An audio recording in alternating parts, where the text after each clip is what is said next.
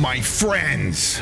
Today we're going to be looking at a Star Wars tier list. I've been a huge fan of Star Wars since I was a wee lad. Me and my dad always kind of bonded over Star Wars because he was a big Star Wars fan growing up, and I always kind of took after him and everything he liked. So today we're going to be ranking the Star Wars movies from worst to best and a few other extras, including Mando and Rogue One. I just want you guys to know before we get into this is completely objective. There is no subjectivity here. I am the definitive, the be all end all, and my opinions are completely correct. So I hope you guys enjoy this little tier list. I'm sorry if you get angry, but it's just true. It's just facts.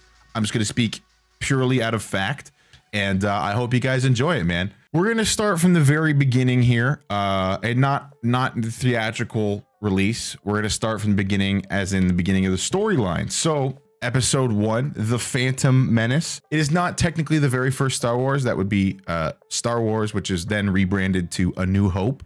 But technicalities aside, it's episode 1. So we're going to start with episode 1. Now, episode 1, kind of an unpopular episode, to say the least. I know a lot of people don't have a lot of great feelings about episode 1, and I think before I dive into my opinion of it, I think it's important to understand the time that episode 1 came out in. Okay, people grew up with Star Wars. There's Star Wars, there's Empire Strikes Back, and then there's Return of the Jedi. There's people that grew up with those movies and they loved them. It was like a cult classic at that point. When George Lucas announced he was doing a prequel trilogy, people lost their minds. Okay, so expectations going into this movie were insane. So when it did not meet their expectations, people were very vocal and very angry about this one. So for me, I am going to put this one, oh gosh, this is actually tough. I'm going to put this one on night. Okay, so here's the thing. People hate this movie, but I find there's a lot of redeeming qualities about this movie. Okay, you know, we're putting it master. We're putting it master. I don't care. Though it may be boring, may not even necessarily need to exist in the Star Wars universe, it does. Okay, and there's some great moments in it. Okay, the freaking pod racing. If you guys have ever watched pod racing in this movie, it is so cool.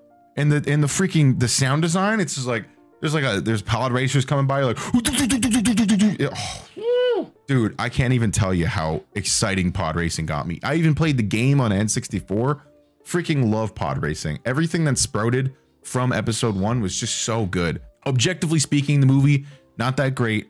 There's some weird issues with it, including Jar Jar Binks. I know a lot of people don't care about him, but does it have some incredible, memorable moments? Absolutely.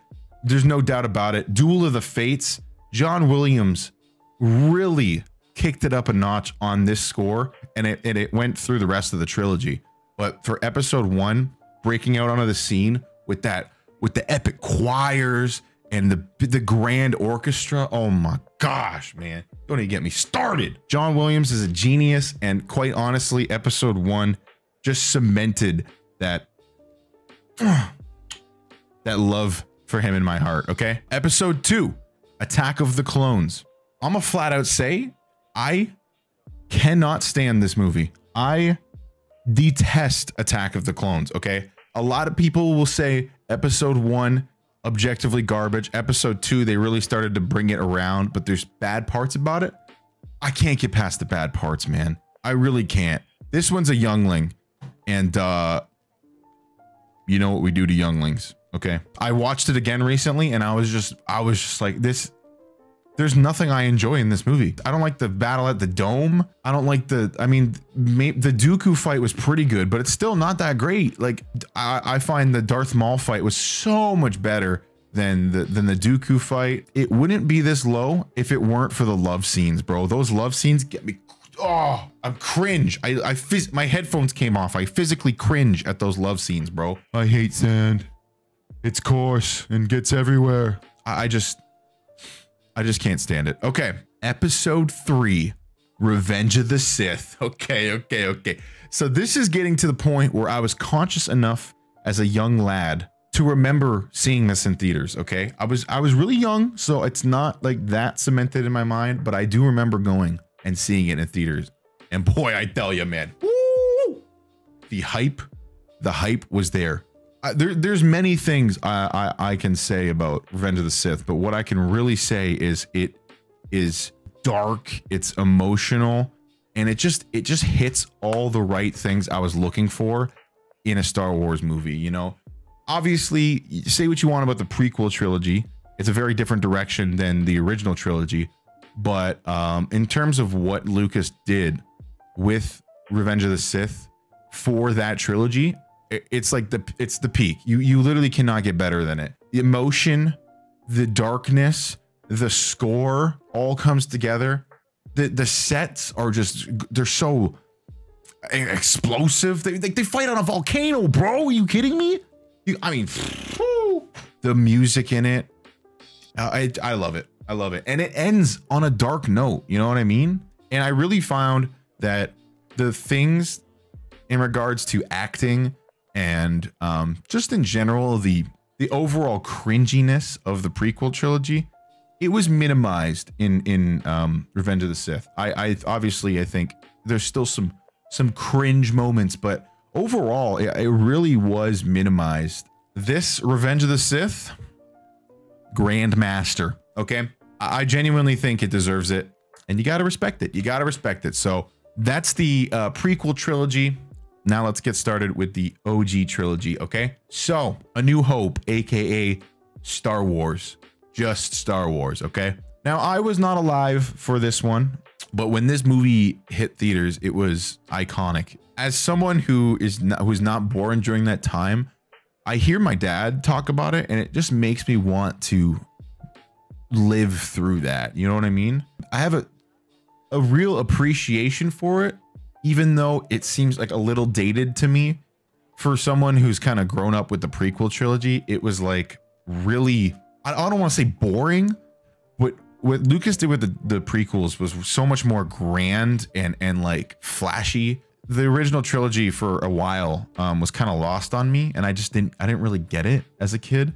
Now that I'm older, I can really appreciate what they did, and the one thing I can say about A New Hope is it's just so much adventure. It really just screams adventure when you watch this movie. So I think it's well put together. The editing on it is quite good, especially for its time, man. It really is astounding to see what they did for the time it came out. And for that, I'm going to put this one as a council member, aka A tier. Definitely deserves a spot on the Jedi Council.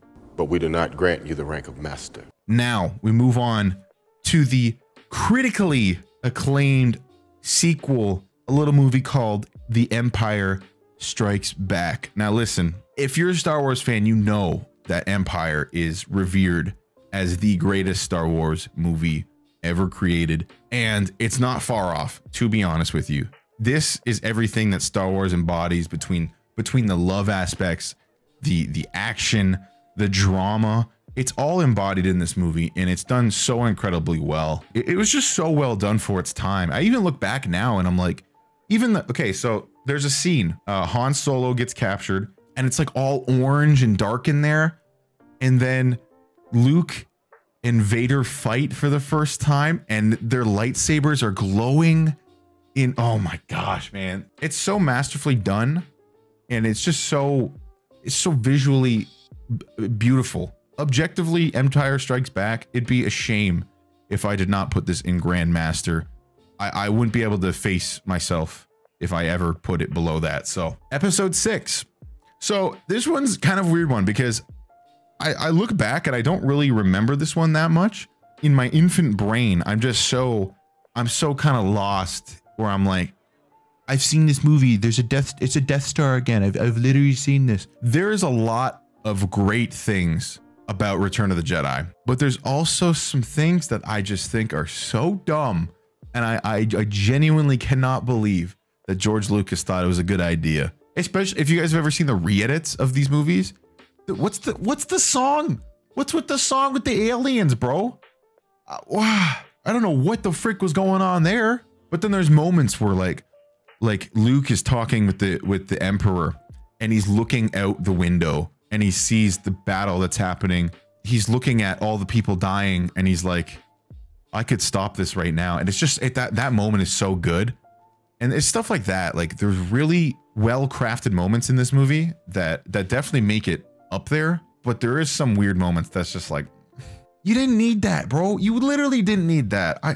I really do think Return of the Jedi could be really close to Empire if it had been edited better and some more better decisions were made about it, you know?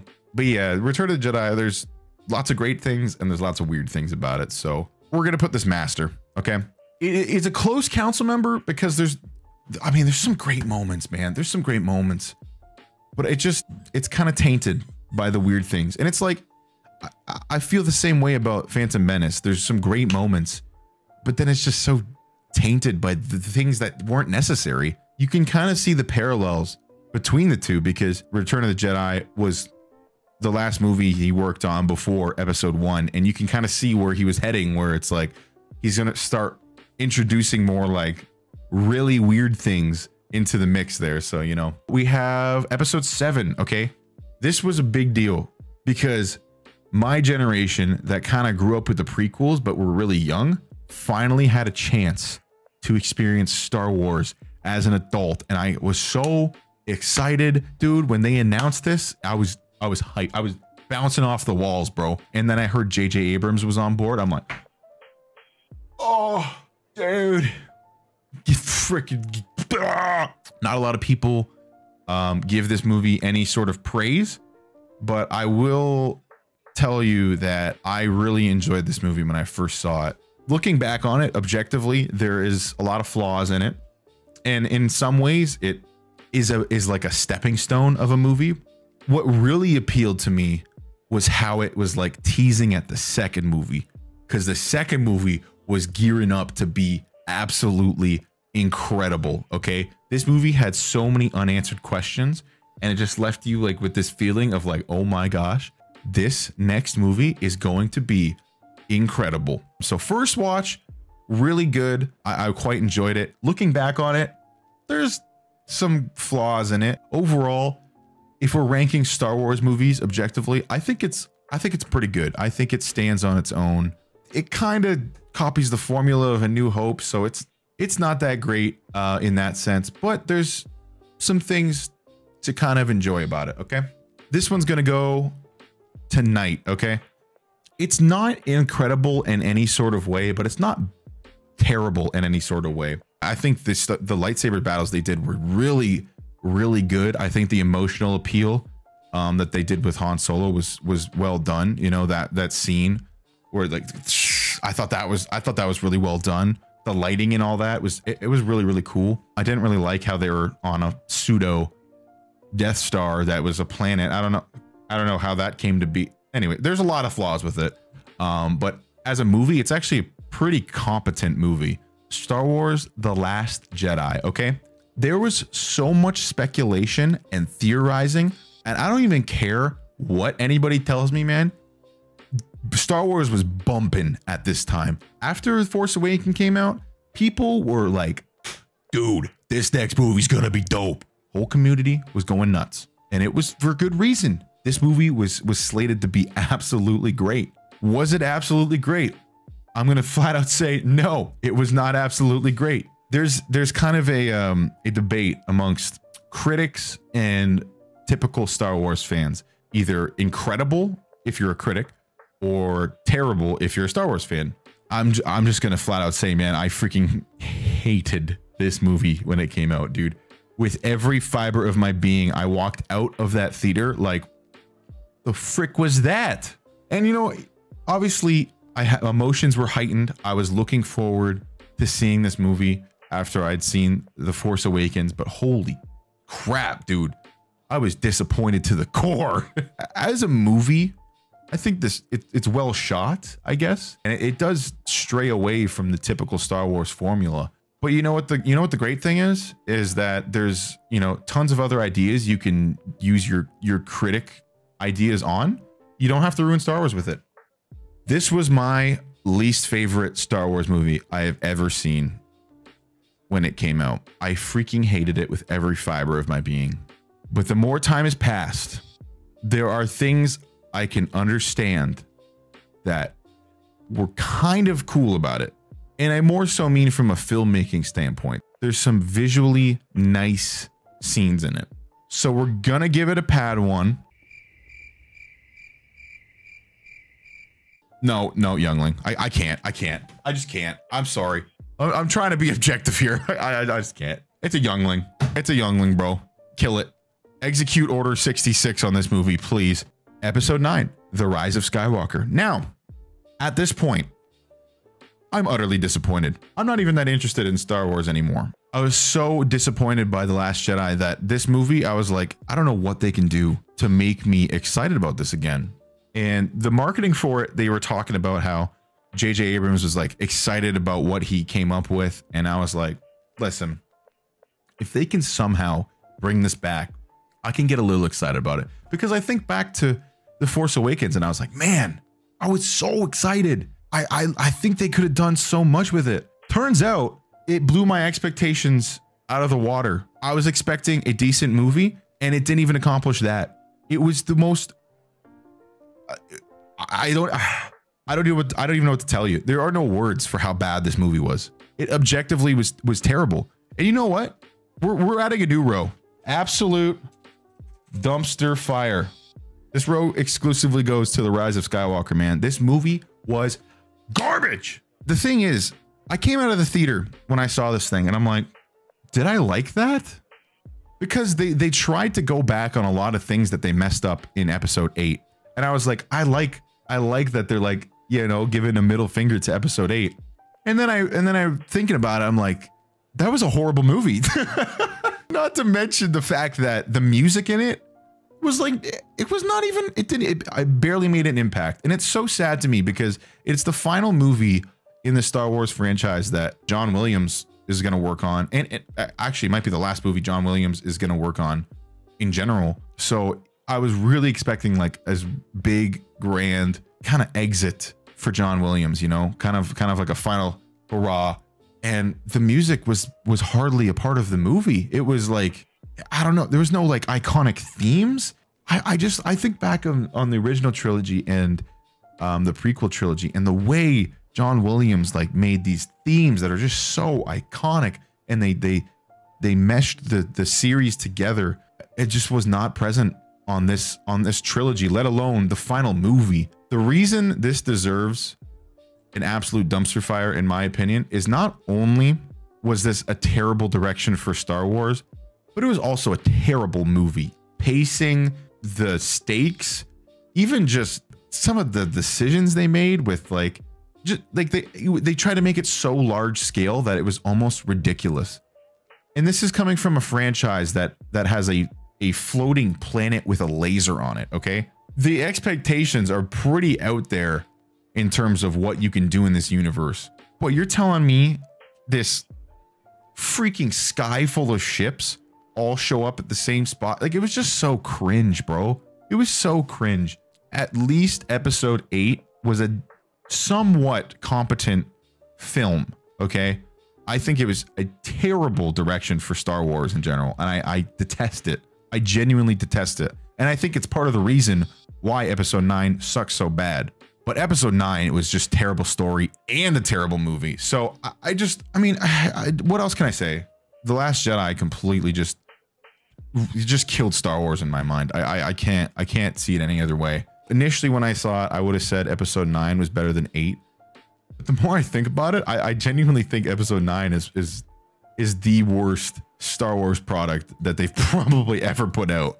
Maybe next to the Christmas special. Maybe it can be down in absolute dumpster fire with the Christmas special. All right, we're on to the standalones. So these 5 I don't know. We're gonna do Rogue One and Mandalorian here, okay? So Rogue One, when I saw this movie, it was kind of weird, man. I was excited about it, but when that opening crawl came up and it wasn't the regular soundtrack, I was really thrown off. For me, the Star Wars music really means a lot to me. So when it's not used properly, it just irks me. And I'm thinking like, Disney owns the soundtrack, like use the freaking Star Wars music, man. But they didn't. It was just, it seemed like they were trying to convey the Star Wars opening crawl without using the opening crawl song. Now, this movie was actually pretty cool in terms of a Star Wars movie. What they did with it was really interesting, and it was like, it was different, but not in a Last Jedi different kind of way. It was like, okay, this is like some new ideas, but still kind of true to Star Wars in a sense. It was kind of dark, you know, and there was no happy ending. That hallway scene at the end, I mean, everyone talks about that, but oh my goodness, it was really cool. You know, it was just like freaking Darth Vader coming up, you know.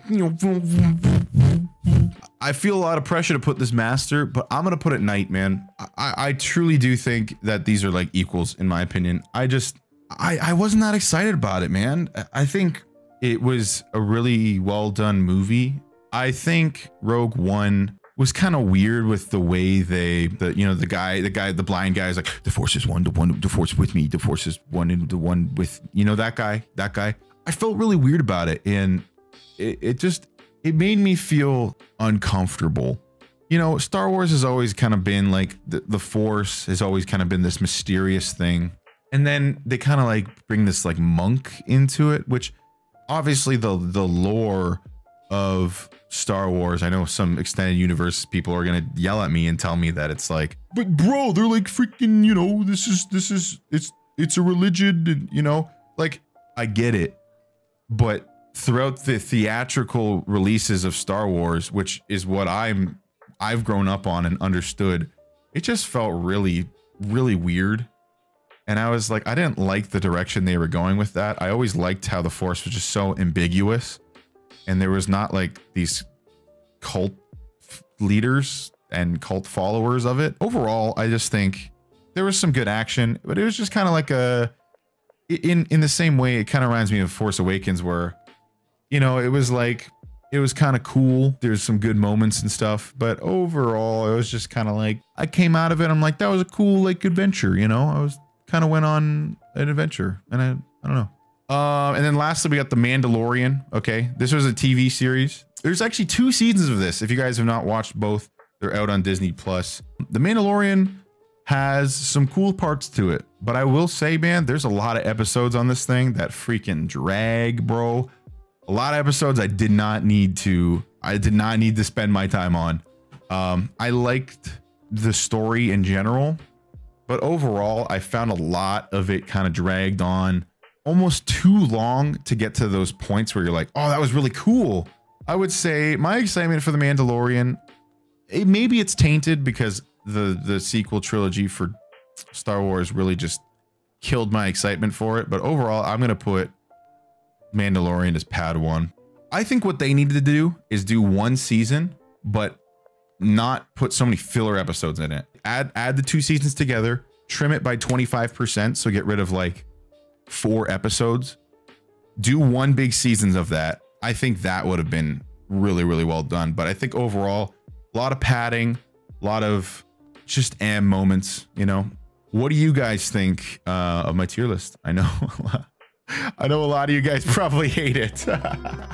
It's like the sequels. It's bad and nobody asked for it. Wow! Wow!